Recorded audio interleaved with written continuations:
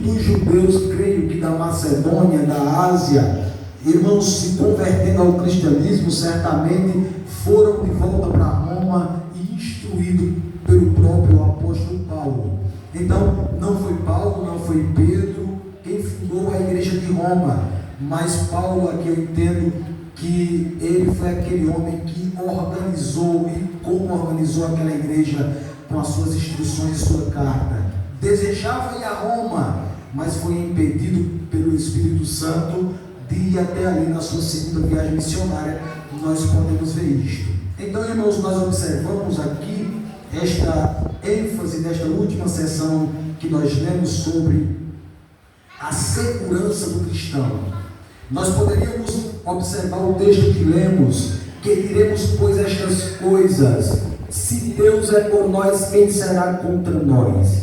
E Paulo vai destrinchando, mostrando a segurança do cristão, mostrando que nós não precisamos temer o passado, não podemos temer o presente e não poderemos temer o futuro. Nós estamos seguros em Cristo, nós estamos seguros no Senhor Jesus, não precisamos temer nem o passado, nem o presente, nem o futuro. Portanto, meus irmãos, certamente nós estamos de fato seguros do amor do nosso Senhor e Salvador Jesus Cristo. Paulo aqui ele oferece alguns argumentos e algumas verdades quanto a isso para o nosso entendimento, e a primeira verdade está no versículo 31, que diz a palavra de Deus, versículo 31: que diremos, pois, a estas coisas: se Deus é por nós, quem será contra nós?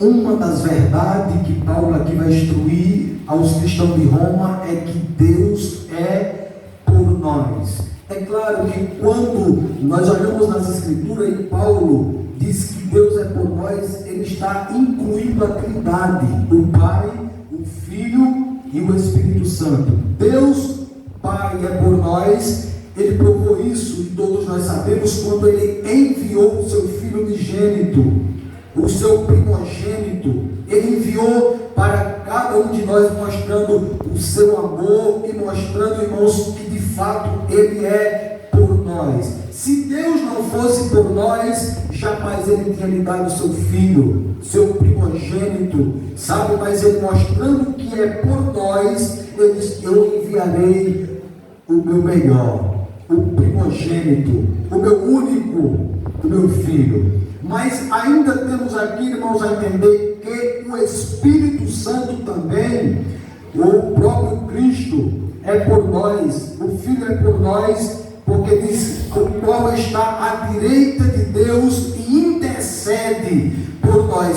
Cristo também é por nós, porque ele está à destra, à direita de Deus, e intercede por cada um de nós. Olha, que coisa maravilhosa! Se o Pai é comigo, olha a segurança que Paulo está dizendo para aqueles romanos: se Deus é comigo, se o Filho é comigo, se o Filho é por nós, se o Pai é por nós, é pouco. Aí ele diz: o Espírito Santo também é por nós. Ainda no capítulo que lemos, nós vamos ver a referência quando diz que o Espírito é por nós, que ele geme por nós com gemidos inexprimíveis. Ou seja, quando nós estamos orando e não podemos pedir a Deus, sabe, irmão? E tem tanta dificuldade, é tanta coisa, tanta angústia, e que nós não podemos às vezes nem pedir, não temos nem como pedir a Deus. Aí diz que o Espírito Santo intercede por nós com gemido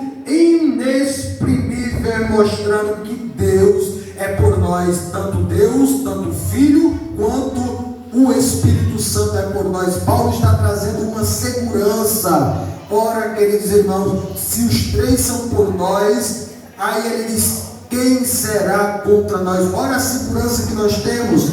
Deus, é claro que faz todas as coisas cooperarem para o bem daqueles que amam a Deus. Agora observe, irmãos, que por vezes nós estamos como Jacó. Jacó é aquele homem que se encontrou em uma dificuldade da sua vida, em uma aflição, perdeu o seu filho. É claro que não perdeu mais, ele tinha o seu filho José como perdido, ele o seu filho José como alguém que tinha sido morto. Para ele já não tinha mais José. Para ele, segundo os irmãos de José, quando o seu relato ao pai, era que o seu filho havia sido morto. E Jacó, ele diz algo interessante, irmãos. Jacó, ele diz assim: José não existe e Simeão não está aqui, e agora levarei a Benjamim.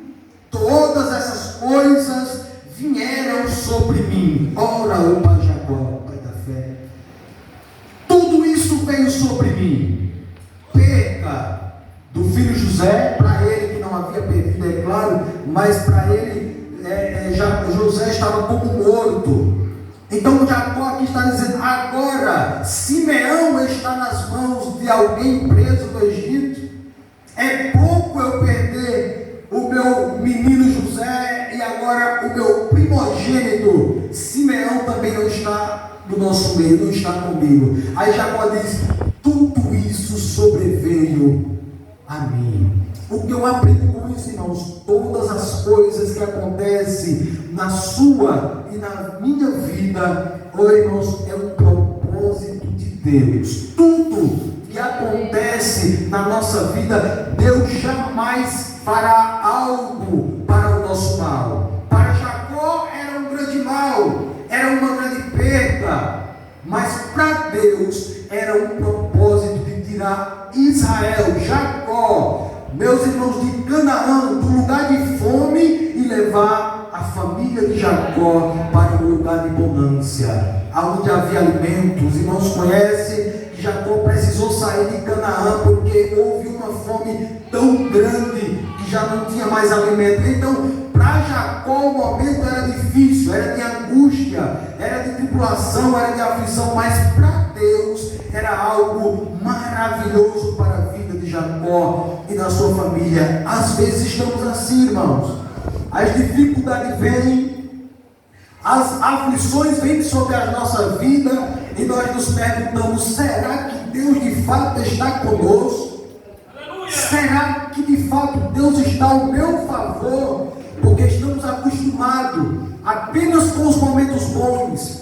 Quando as coisas estão boas, aí nós entendemos que Deus está do nosso lado, está conosco, está ao nosso favor, e às vezes esquecemos, irmãos, que até as dificuldades que acontecem na nossa vida coopera para o nosso bem, coopera para o melhor da nossa vida. Quando Jacó entendeu isso, foi quando ele foi para o Egito e viu Deus fazendo maravilha, né, irmãos? Então eu aqui aprendo que Deus é por nós em todas as aflições e circunstâncias da nossa vida. Deus não é por nós apenas quando nós estamos louvando a Deus e dizendo: só o Senhor é Deus, só o Senhor é Deus, só o Senhor é Deus. Quando Deus abre o mar vermelho e nós saímos cantando: só o Senhor é Deus, só o Senhor é Deus. Mas Deus é conosco também nos momentos difíceis.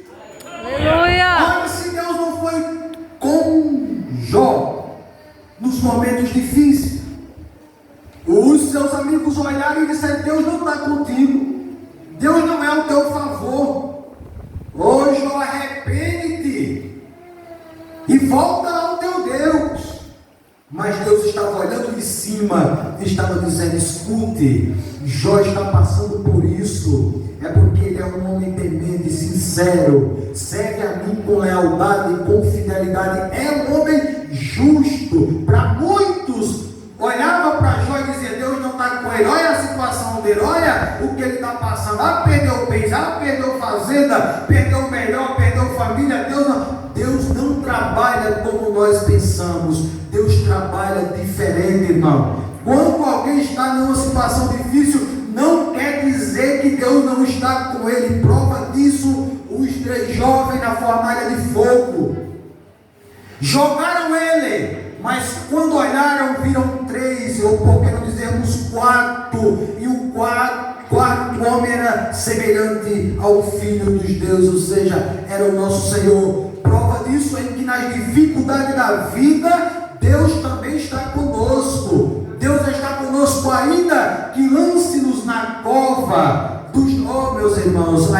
faça tudo de mal contra nós, mas Deus é aquele que está conosco também nas aflições das nossas vidas. Então é lançando em poço, é jogando em cova, é os leões não comendo, porque prova disso é que Deus é por nós. Então Deus é por nós nos momentos de glória, mas é por nós também nos momentos de dificuldade.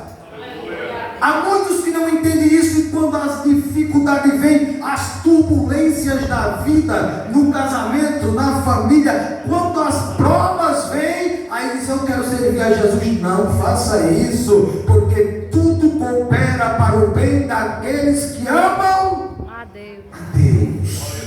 Tudo coopera para o bem. Então, o cristão, irmãos, ele precisa fazer algo, ele precisa começar o dia dizendo: Deus é por mim, Deus é por nós, Deus é por mim. Às vezes nós lemos a palavra e não pegamos a palavra para colocar cada dia no nosso coração e amanhecemos o dia dizendo: Deus é por mim, Deus é por mim no trabalho, Deus é por mim no colégio, Deus é por mim quando eu estiver viajando, Deus é por mim aonde eu estiver, Deus é por mim.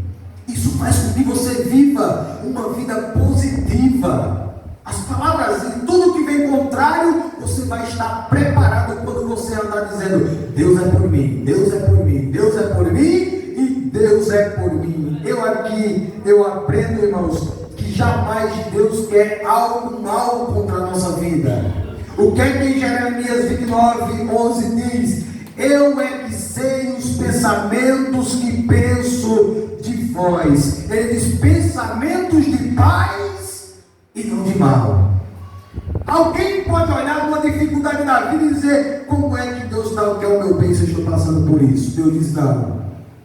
Eu coloco Israel no deserto, eu coloco Israel no cativeiro, eu coloco Israel no sofrimento, tudo para que eles se acheguem mais a mim. Mas o final de tudo é que os pensamentos de Deus não são como os nossos. É pensamentos de paz e não de mal. É não de mal.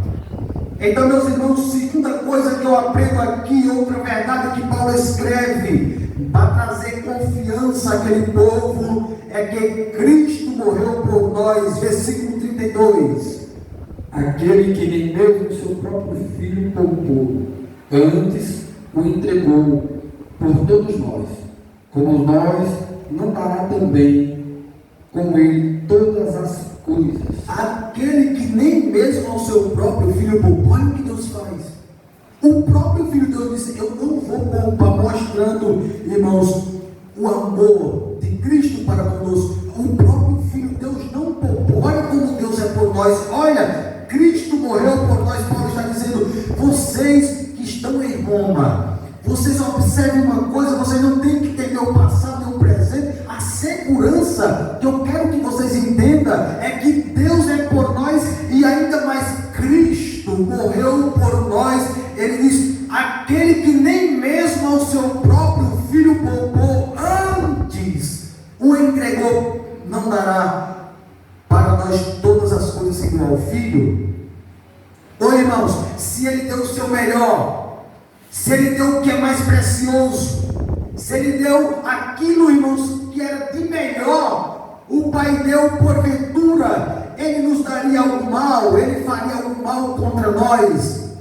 Jamais Deus faria. Ele diz: qual aquele homem, ora, que irmãos, qual aquele filho que pede um pão, e Deus vai lhe dar, e o Pai vai lhe dar o que, irmãos?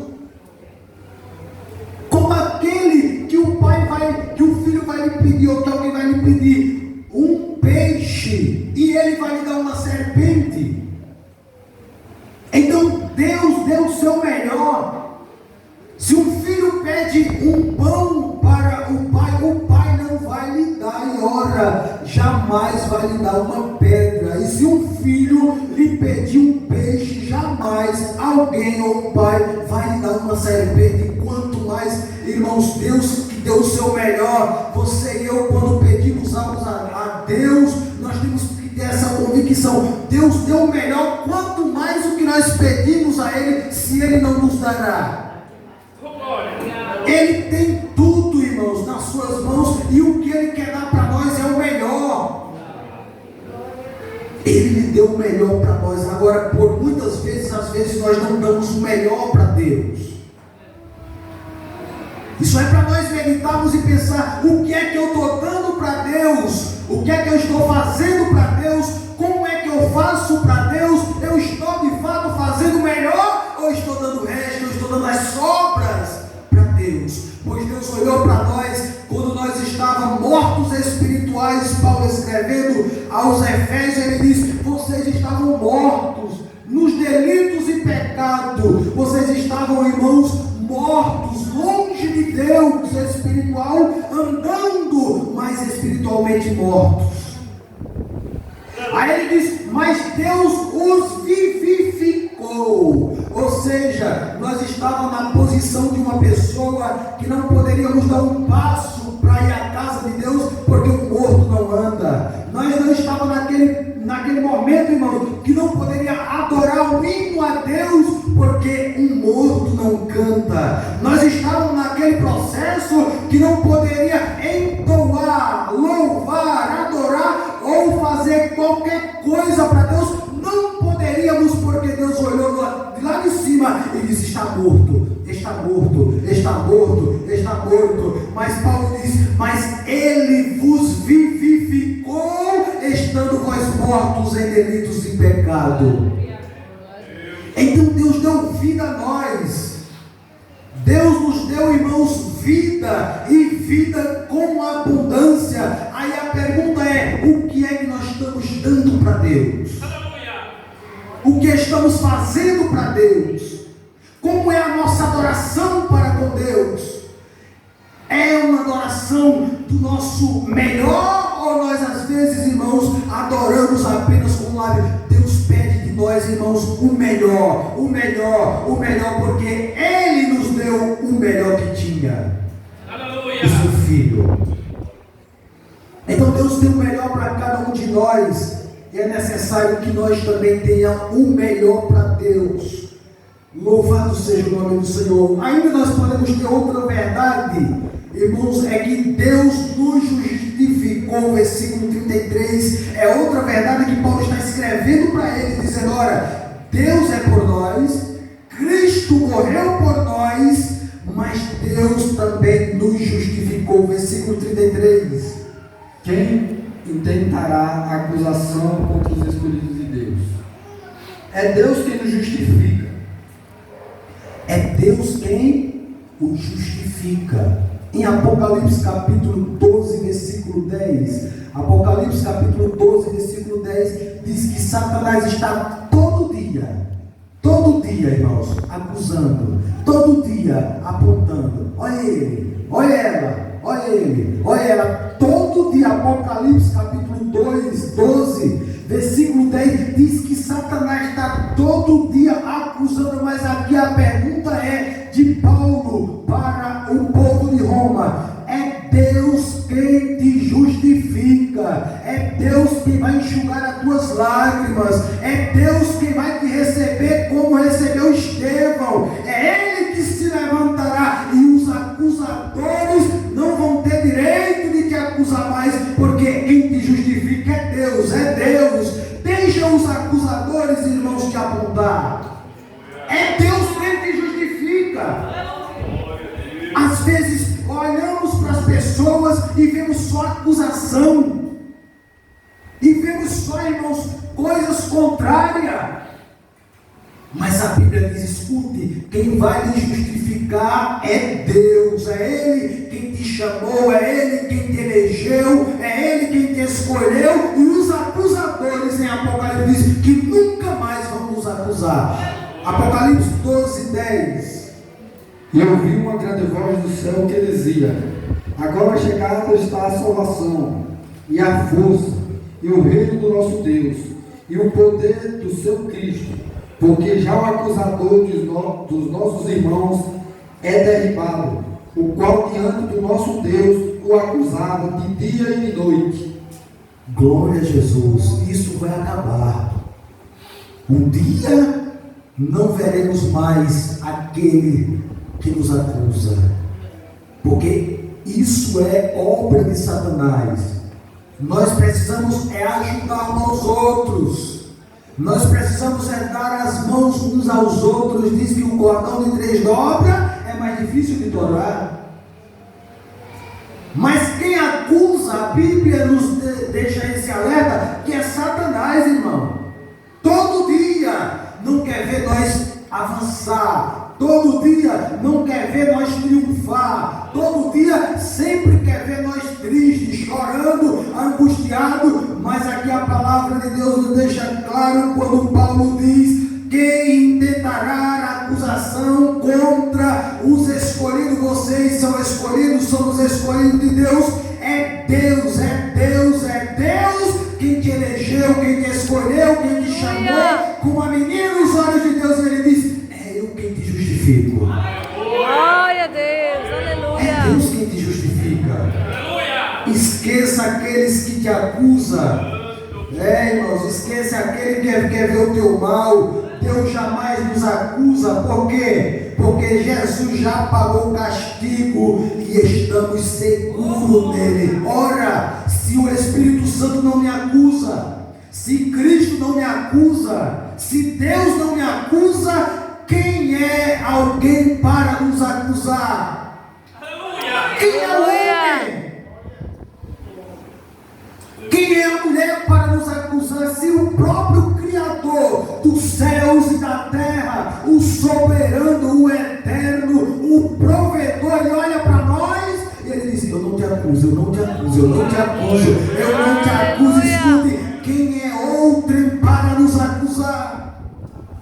Glória a Jesus, aleluia. Louvado seja o nome de Deus. Há muitos que têm procurado, irmãos, ver a nossa queda, ver a nossa fraqueza, ver a nossa, sabe, irmãos? Mas o Senhor não é assim. Ele diz que os seus pensamentos são pensamentos de paz. Os seus pensamentos são pensamentos bons, são pensamentos, aleluia, de alegria. O apóstolo Paulo diz: tudo que é bom, tudo que é de boa fama, tudo que vai falando, trazendo a relação. Ele diz: nisto pensar. Aqui Paulo está dizendo, em outras palavras, vós tem a mente de Cristo, tem que pensar assim também, pensamentos de paz, pensamento de coisas boas e não pensamentos de mal. Aleluia. Outra verdade que Paulo escreve, mostrando a segurança daqueles que estão em Cristo, é que Cristo intercede por nós. Versículo 34, Cristo intercede por nós. Se é Deus quem os justifica, quem os condenará? Pois é Cristo quem morreu, ou antes, quem ressuscitou dentre os mortos, o qual está à direita de Deus, e também intercede por nós. Glória a Deus, está à direita intercedendo. Está à direita dizendo: Pai, intercedendo por cada um de nós. E isso, irmãos, não foi apenas quando Cristo foi assunto aos céus. Essa intercessão de Cristo por nós e por o povo de Deus, ainda quando o Senhor estava na terra, nós vemos isso. O Senhor, Pedro, aquele homem, ora, irmãos, que estava, segundo ele, disposto a ir com Cristo até a morte. Jesus olhou e disse: ó, Pedro, tu não está não disposto não. Antes que o galo cante 3 vezes, tu me negarás. E Pedro disse: olha, Senhor, ainda que todos te neguem, jamais eu te negarei. Mas eu aqui aprendo, irmãos, que Pedro ainda não estava de fato firme. Pedro ainda tinha algumas coisas a aprender. E diz que Satanás, o Senhor Jesus diz que Satanás pediu para se andar com Pedro. Diz: olha, Pedro, Satanás pediu para se andar como trigo. Isso é, sabe o que, irmãos? É colocar o trigo na peneira, é balançar para um lado, é balançar para o outro, é balançar para um lado, é balançar para o outro, até a palha do trigo sair. E o que Satanás disse, em outras palavras, Satanás pede para se andar, para colocar Pedro, sabe? Colocar como coloca o trigo em uma peneira balançar para um lado, balançar para o outro, até o trigo cair, até o trigo sair, e a palha sair do trigo. Em outras palavras, estava pedindo, irmão, para pegar Pedro, jogar para lá, derrubar Pedro, talvez casamento falido, talvez amizade de Pedro, talvez dissensão entre os discípulos. Deixa eu ir andar com ele, deixa eu ir andar como trigo. Aí Jesus diz: eu intercedi por ti, Pedro, quando tu se converteres. Aleluia! Satanás quer fazer assim contigo, comigo, conosco, mas Cristo está intercedendo por nós e dizendo: ele é a menina dos meus olhos, ele é a menina dos meus olhos, você não vai mexer, porque Cristo está intercedendo por nós. Aleluia! Oh, louvado seja o nome do Senhor, irmãos. Deus tinha um propósito com Pedro, e esse propósito não poderia ser revogado. E se Deus tem um propósito comigo, e se Deus tem um propósito contigo, irmãos, Deus fará tudo acontecer, mas o propósito dele jamais será ofuscado. Os propósitos de Deus não são falidos. Deus disse: olha, Pedro, eu te escolhi, eu te nomeei, eu vi tu, eu te chamei, tu foi um dos tais que olhou para mim e disse que não era digno de estar perto de mim, mas eu te escolhi, eu te chamei, eu tenho um propósito na tua vida, Pedro, e não é Satanás que vai acabar. Aleluia! Aí Satanás quer pegar, quer que nós... Irmãos, quantas vezes não passamos por dificuldade? Eu sou um dos que falam. Satanás às vezes quer nos fazer parar, sabe?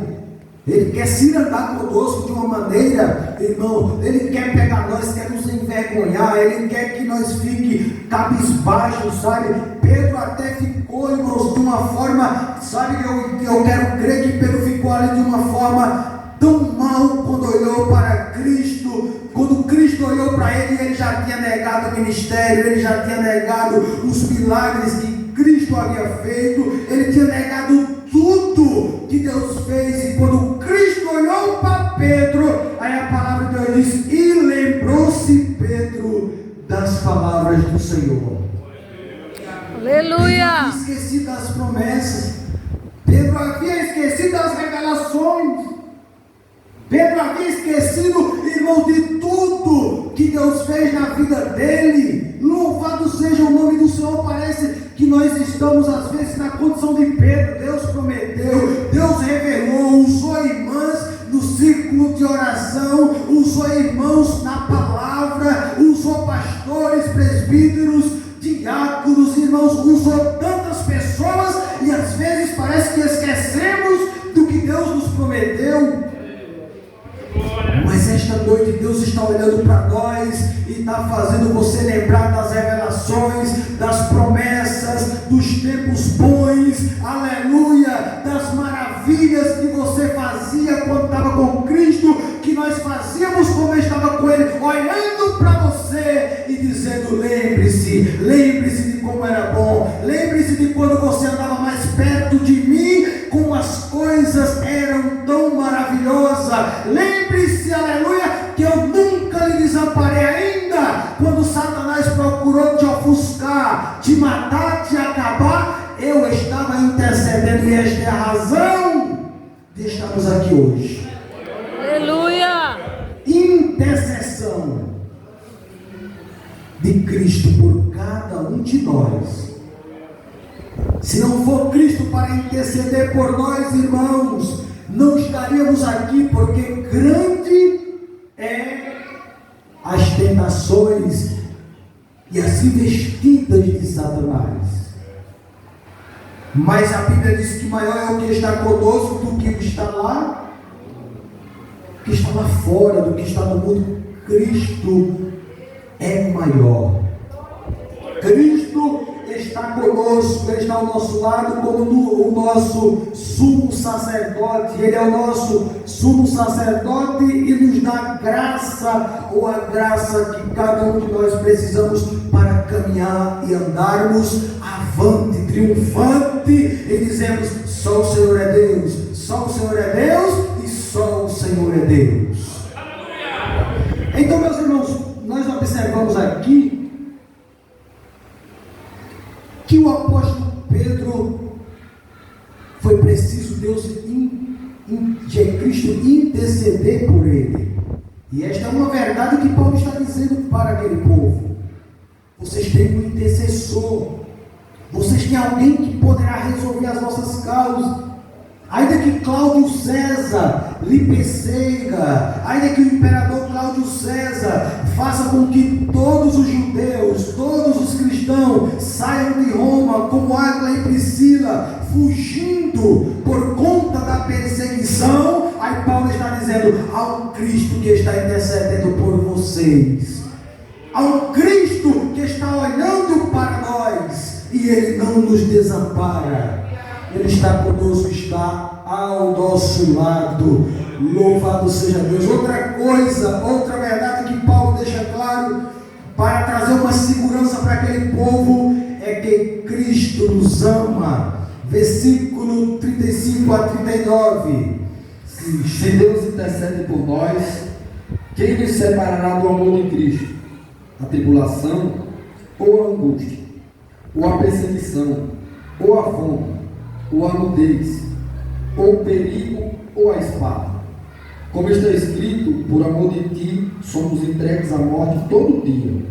Fomos recrutados como ovelha para o matadouro. Glória a Jesus. Cristo nos ama.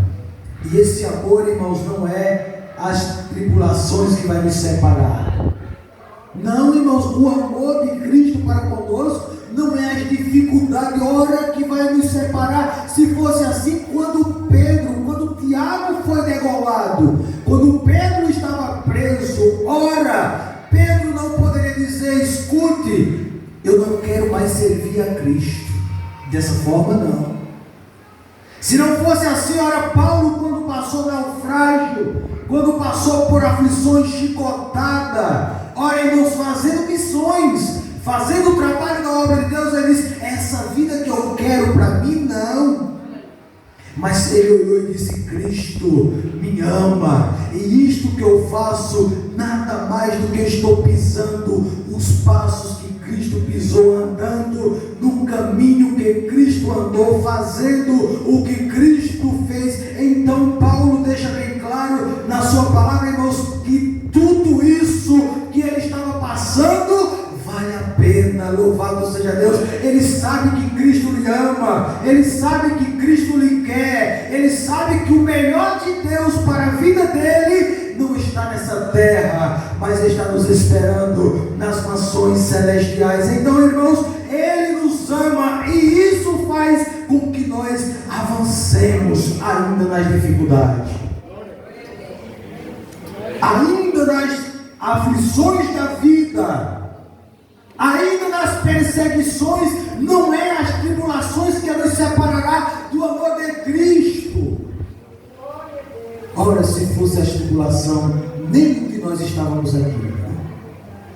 Ora, se fosse as dificuldades da vida, irmãos, nós não estávamos aqui, já tinha jogado tudo para cima e dizendo: eu vou servir a Cristo. Não.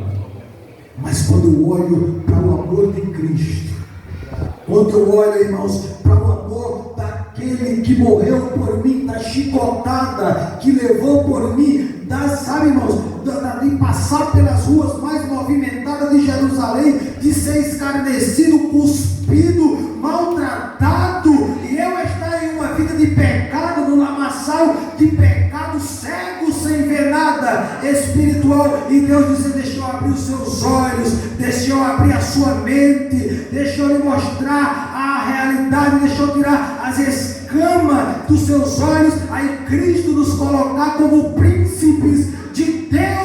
Aí eu posso dizer, irmãos, que vale a pena servir a Deus. Ele nos ama, e de fato vale a pena servir a Cristo. Aleluia! Não é a tribulação, não é a aflição, não é as afrontas que vai nos separar do amor de Cristo. Aqueles que te afrontam, aqueles que te lhe persegue, você vai dizer: eu não vou largar Cristo por nada, porque quem me amou primeiro foi Ele. Louvado seja o nome do Senhor. É Ele quem nos ama, irmãos, e de fato isso faz com que nós nos alegramos mesmo ainda em prisões. Aí Paulo tem uma carta para os Filipenses e diz em prisão: alegrai-vos no Senhor. Outra vez vos digo, alegrai-vos. Alguém poderia dizer: como é que um homem preso, como é que um homem esperando ser degolado, como é que um homem que para muitos olhava de mal a pior e pode escrever uma carta da alegria? Sabe o que é isso, irmão? É o amor de Deus dentro do coração do apóstolo.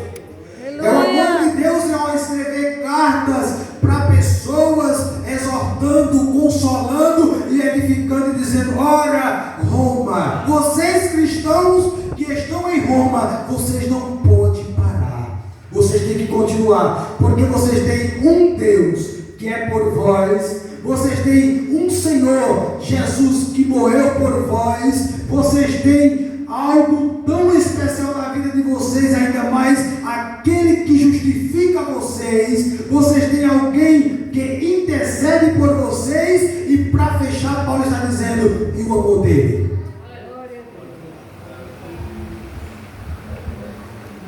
O amor dele por cada um de nós. Então, meus irmãos, que nós esta noite viemos sair daqui de posse de vitória, sabendo que não podemos temer nenhum passado, não podemos temer o presente, e não poderemos temer o futuro, porque maior é o que está conosco: Deus Pai, Deus Filho e Deus Espírito está conosco, dizendo: você está temendo por quê, meu homem? Eu sou contigo. Aleluia. Aleluia. Eu sou na tua vida, não temas.